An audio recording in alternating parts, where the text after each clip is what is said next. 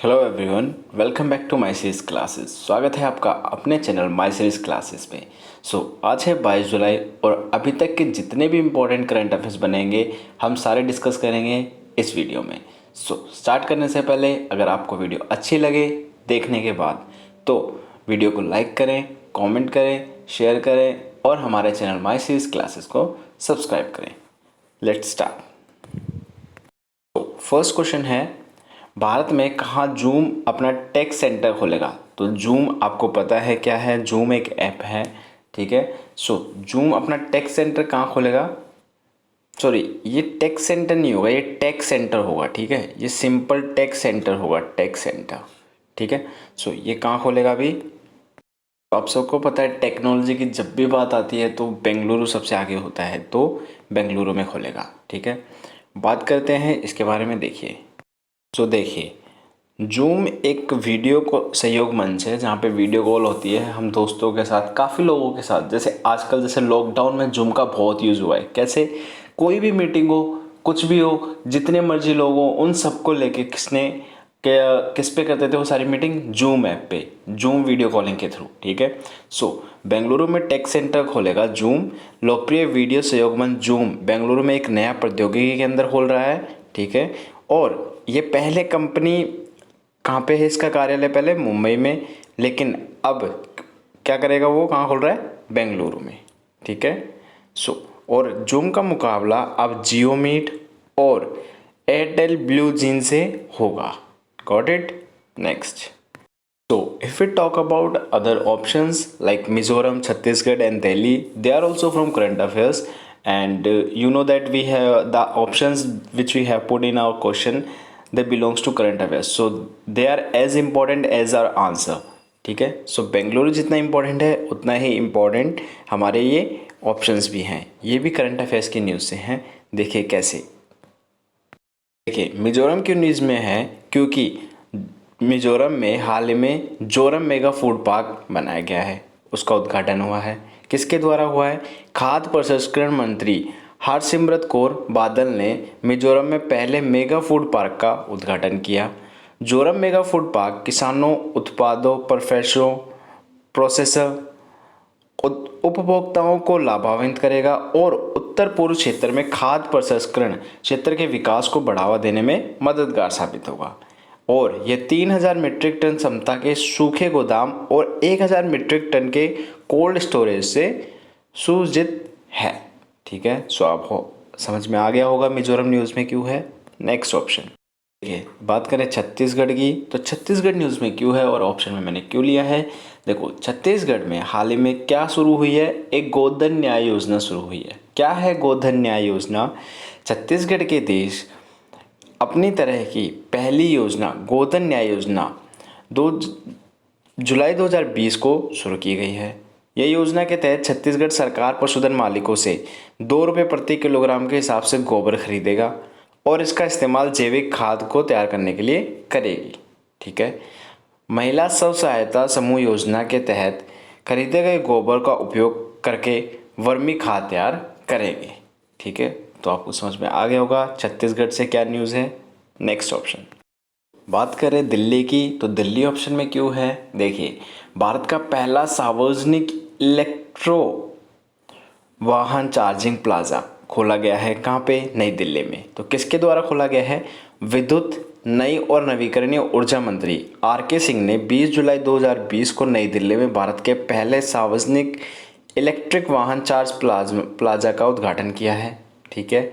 भारत में ई मोबिलिटी को सर्वव्यापी और सुविधाजनक बनाने के लिए इलेक्ट्रिक वाहन प्लाजा एक नया एवेन्यू है, ठीक है।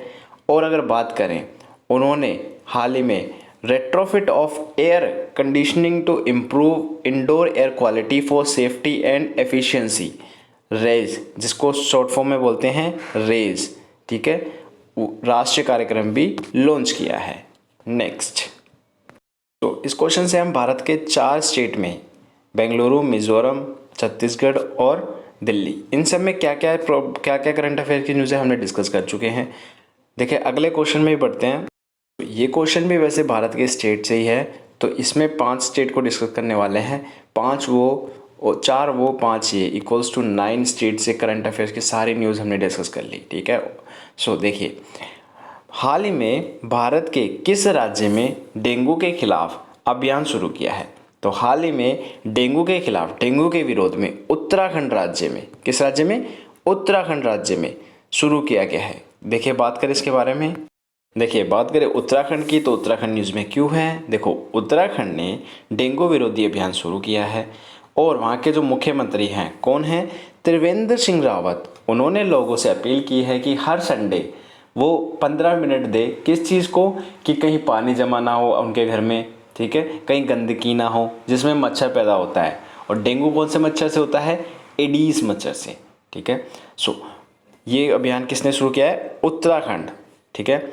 और इस राज्य में लोगों की व्यापक भागीदारी होगी मच्छरों से होने वाली बीमारियों को प्रसार को रोकने के लिए ये अभियान शुरू किया गया है, ठीक है। नेक्स्ट, अब डिस्कस करते हैं हरियाणा, उड़ीसा, मध्य प्रदेश और असम, बाकी स्टेट को भी।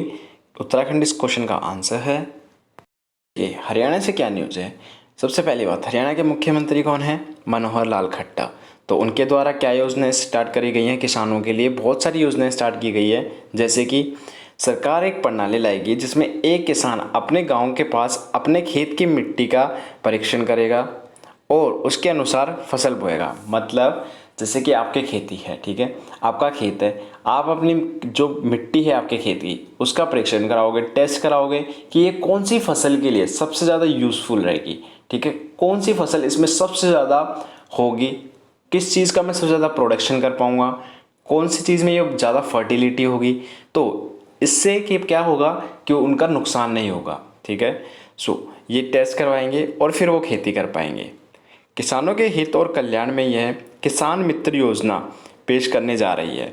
100 से अधिक किसानों पर एक किसान मित्र नियुक्त होती है, ठीक है। नेक्स्ट, मध्य प्रदेश से क्या न्यूज़ है? देखो, बड़े दुख की बात है, मैंने आपको थोड़े दिनों पहले एक करंट अफेयर न्यूज़ पढ़ाई थी कि हाल ही में मध्य प्रदेश के गवर्नर या राज्यपाल लालजी टंडन बीमार हैं, उनकी स्वास्थ्य बिगड़ा हुआ है, तो उनकी जगह एक्स्ट्रा उपराज्यपाल एडिशनल गवर्नर का चार्ज किसे दिया गया था? वो दिया गया था आनंदीबेन पटेल को, जो कि उत्तर प्रदेश की गवर्नर है।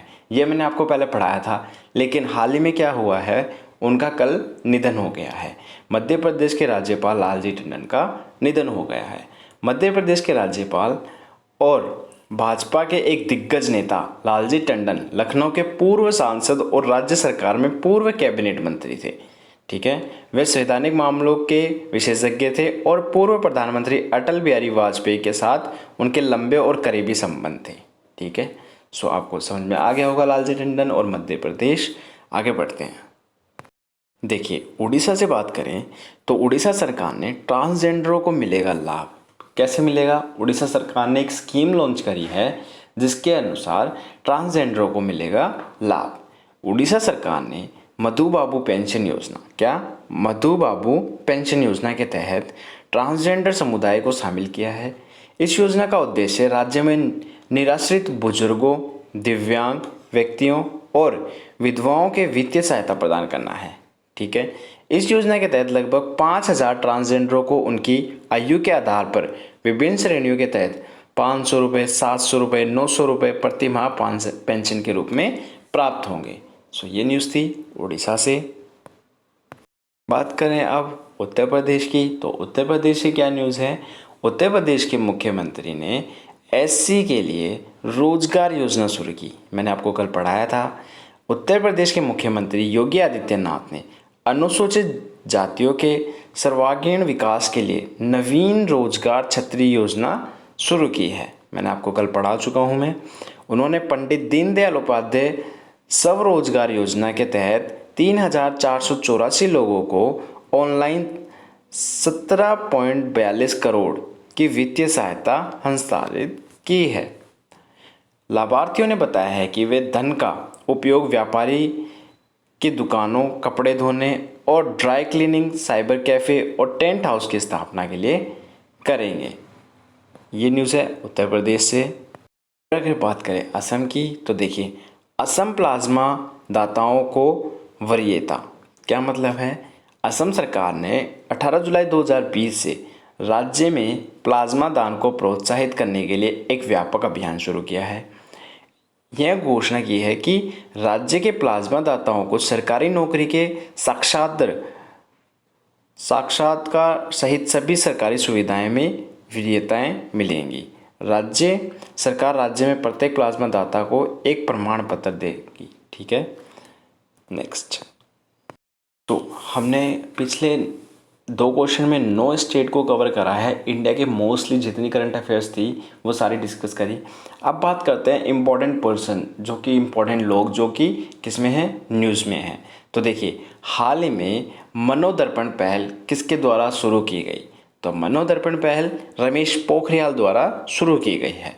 देखिए मानव संसाधन विकास मंत्री हैं कौन? रमेश पोखरियाल। तो उन्होंने क्या करा है, उन्होंने लॉन्च करी है मनोदर्पण पहल। इस पहल के शुरू क्या होगा, इसमें आत्मनिर्भर भारत अभियान के तहत इस पहल का उद्देश्य छात्रों को उनके मानसिक स्वास्थ्य और कल्याण के लिए मनोसामाजिक सहायता प्रदान करना है। यह छात्रों को मनोसामाजिक सहायता प्रदान करने के लिए कई गतिविधियों को शामिल करेगा। ठीक है, नेक्स्ट। हमने डिस्कस करा रमेश पोखरियाल को। अब डिस्कस करते हैं बाकी सभी लोगों को।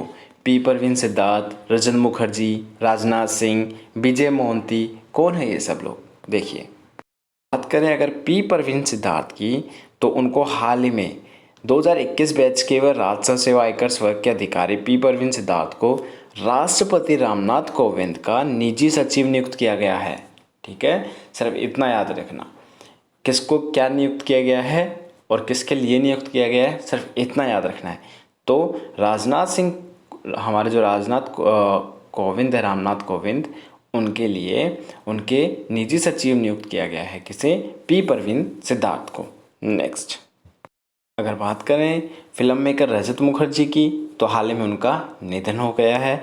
बॉलीवुड निर्देशक रजत मुखर्जी का जुलाई 2020 में निधन हो गया है। फिल्म मेकर को प्यार तूने क्या किया, लव इन नेपाल, सड़क जैसी फिल्मों का निर्देशक करने वाले जाना जाता है। मुखर्जी ने इश्क किल्स नामक एक क्राइम ड्रामा टीवी सीरीज़ का निर्देशन भी किया है। ठीक है, मनोज वाजपेयी ने मुखर्जी के साथ रोड में काम किया था, जो एक थ्रिलर फिल्म थी जिसमें विवेक ओबराय, अंतरा माली, विजय राज, मकरंद देशपांडे ने भी अभिनय किया था। तो याद रखना, रजत मुखर्जी को किससे संबंधित थे? बॉलीवुड से। नेक्स्ट, बात करें ऑप्शन में राजनाथ सिंह क्यों थे, तो देखिए राजनाथ सिंह हमारे रक्षा मंत्री हैं और उन्होंने क्या आयोजित किया है, वायुसेना कमांडरों का एक सम्मेलन आयोजित किया है। 3 दिवसीय वायुसेना कमांडरों का सम्मेलन 2022-2020 में नई दिल्ली में वायु मुख्यालय में शुरू होगा। सम्मेलन के विषय वस्तु है अगले दशक में भारतीय वायुसेना। Got it? थीम क्या है? अगले दशक में भारतीय वायुसेना। सम्मेलन की अध्यक्षता कौन करेगा? Air chief marshal RKS Bhadauria. ठीक है, नेक्स्ट। और अगर हम फाइनली बात करें विजय मोहंती की, कौन है विजय मोहंती? दिग्गज ODI फिल्म अभिनेता है। निर्देशक विजय मोहंती का जुलाई 2020 में निधन हो गया है। सो इम्पोर्टेंट ये है, याद रखना कि किस फील्ड से बिलोंग करते हैं। ठीक है, next. Persons in the news में लास्ट हम किसको डिस्कस करने वाले हैं? उषा शर्मा को। कौन है उषा शर्मा? देखिए, स्टेटमेंट ऑफ इंटेंट पर हस्ताक्षर, क्या मतलब है इसका? देखिए, युवा मामलों के सचिव उषा शर्मा ने, कौन है? युवा मामलों के सचिव, भारत के यूनिसेफ इंडिया, युवा इंडिया और संयुक्त राष्ट्र के साथ साझेदारी के लिए एक स्टेटमेंट ऑफ इंटेंट पर हस्ताक्षर किए हैं। इसे सशक्त बनाने के लिए युवाओं के साथ मिलकर काम करने और आकांक्षात्मक सामाजिक आर्थिक अवसरों तक पहुंच के साथ उन्हें चेंज मेकर्स बनाने के लिए हस्ताक्षर किए गए हैं। आई होप सो आपको समझ में आ गया होगा। Let's move on the question number 4। तो द स्पिरिट ऑफ क्रिकेट पुस्तक स्टीव वो द्वारा लिखी गई है, वह किस देश से संबंधित है? तो देखो, हमने इंडिया से न्यूज़ डिस्कस कर ली, हमने जो फेमस लोग थे जिनको डिस्कस करना था, जो न्यूज़ में थे, उनको डिस्कस कर लिया। और अभी हम डिस्कस करेंगे इंटरनेशनल न्यूज़। इंटरनेशनल न्यूज़ में देखिए, सबसे पहली चीज़, द स्पिरिट ऑफ क्रिकेट पुस्तक लिखी गई है। किसके द्वारा? स्टीव वो द्वारा। और ये किस देश के हैं? तो ये हैं ऑस्ट्रेलिया के। ठीक है, बात करें अमेरिका की और ग्रीस की, देखिए ये न्यूज़ मैंने आपको कल भी पढ़ाई थी। ठीक है, नेल्सन मंडेला पुरस्कार के विजेता। ठीक है, तो ये न्यूज़ कहाँ से है? ये ग्रीस से है, क्योंकि इसके जो विजेता है ग्रीस के हैं। तो देखिए, संयुक्त राष्ट्र 2020 नेशनल रोली लाला मंडेला पुरस्कार के विजेता ग्रीस के मारियाना वर्दिनोइनिस और गिनी के मोरिसाना कोयट है। देखो, याद रखना, ग्रीस के हैं मारियाना वर्दिनोइनिस और गिनी के हैं मोरिसाना कोयट। ठीक है, इसकी घोषणा महासभा अध्यक्ष तिजानी मोहम्मद बंदे ने की है। और वर्दिनोइनिस एक यूनानी परोपकारी है जिन्होंने बचपन में कैंसर से जंग लड़ी और जीती है। ठीक है, कोयट एक मानवाधिकारी कार्यकर्ता है, मीन्स ह्यूमन राइट्स का काम करते हैं, जिन्हें अफ्रीका में महिलाओं और लड़कियों के खिलाफ हिंसा के लिए उनके योगदान के लिए जाना जाता है। तो इन दोनों को क्या मिला है? नेल्सन मंडेला पुरस्कार अवार्ड, ग्रीस और गिनी, याद रखना। नेक्स्ट, इंटरनेशनल न्यूज़ में बात करें ब्रिटिश की, तो देखिए लुइस हैमिल्टन ने 8वां हंगरी ग्रां प्री अवार्ड जीता है। माइकल शूमाकर के एकल स्थल रिकॉर्ड की बराबरी करने के लिए लुइस हैमिल्टन ने 8वीं बार हंगरी ग्रां प्री जीता। ठीक है, नेक्स्ट देखिए, डोनाल्ड ट्रंप की भतीजी द्वारा लिखी गई एक पुस्तक। ठीक है, सो आप कहेंगे सर इतना इम्पोर्टेंट क्या है इसमें? इम्पोर्टेंट नहीं है, बट फिर भी आपको पता होना चाहिए। देखिए, राष्ट्रपति डोनाल्ड ट्रंप की भतीजी द्वारा लिखी गई एक पुस्तक जो कि कानूनी रूप से विवादित थी, क्योंकि इस पर तो कुछ कॉन्फ्लिक्ट चल रहा था, लेकिन अब वो उसका विमोचन किया जा चुका है। बुक का नाम क्या है? देखो, बुक लिखी किसके द्वारा गई है? मेरी ट्रंप द्वारा लिखी गई है, और इसका शीर्षक है too much and never enough. देखो, too much and never enough, how my family created the world's most dangerous man. How my family created the world's most dangerous man. पुस्तक का मूल रूप से 28 जुलाई 2020 को विमोचन होना था, लेकिन 14 जुलाई 2020 को ही इसका विमोचन हो गया। नेक्स्ट, इंटरनेशनल न्यूज़ में और बात करें तो आईसीसी मेन टी20 विश्व कप 2021 को स्थगित कर दिया। क्या? अंतर्राष्ट्रीय क्रिकेट परिषद आईसीसी ने पुष्टि की है कि ऑस्ट्रेलिया 2020 में आईसीसी मेंस टी20 विश्व कप महामारी के कारण स्थगित कर दिया गया है। यह मूल रूप से ऑस्ट्रेलिया में 18 अक्टूबर से 15 नवंबर 2020 तक होने वाला था। ठीक है, आईसीसी मेंस का टी20 विश्व कप 2021 अक्टूबर नवंबर 2021 को आयोजित किया जाएगा और 14 नवंबर 2021 को फाइनल होगा। और जो हमारा क्वेश्चन था, स्टीव वो की पुस्तक, ऑस्ट्रेलिया क्रिकेट के दिग्गज स्टीव वो की पुस्तक थी the spirit of cricket, India जल्द ही प्रकाशित होगी। वो ने भारतीयों के दिलों में क्रिकेट की खास जगह को चित्रित किया है। पुस्तक का एक बड़ा हिस्सा भारत के शारीरिक रूप से अक्षम क्रिकेटरों के लिए समर्पित है, जिन्हें वो और उनके प्रबंधक फंड रेजर अभियान के माध्यम से समर्थन कर रहे हैं। तो ये न्यूज़ थी सारी इंटरनेशनल न्यूज़। लास्ट क्वेश्चन है हमारा, हाल ही में किसने जी बैंड सैनिटाइज़र लॉन्च किया है? तो देखिए, जी बैंड सैनिटाइज़र हाल ही में गुजरात के जीटीयू ने बनाया है।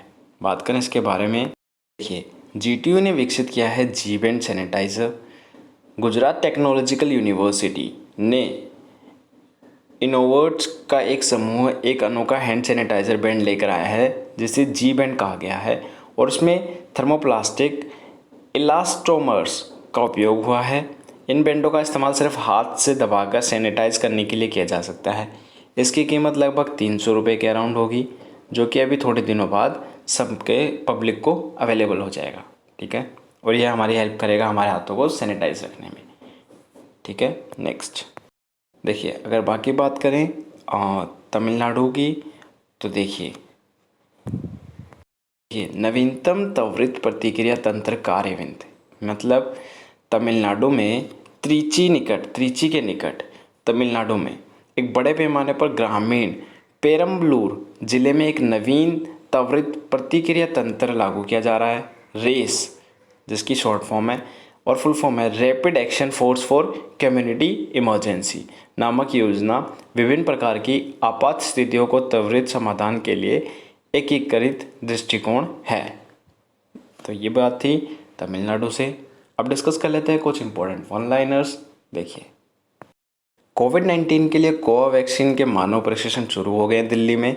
एम्स दिल्ली में स्वदेशी रूप से विकसित कोवैक्सीन के लिए मानव परीक्षण शुरू हो गए हैं। स्वास्थ्य स्वयंसेवकों के पंजीकरण प्रक्रिया और रक्त के नमूने के प्रशिक्षण के बाद पहले चरण में 100 स्वास्थ्य व्यक्तियों को वैक्सीन दी जाएगी।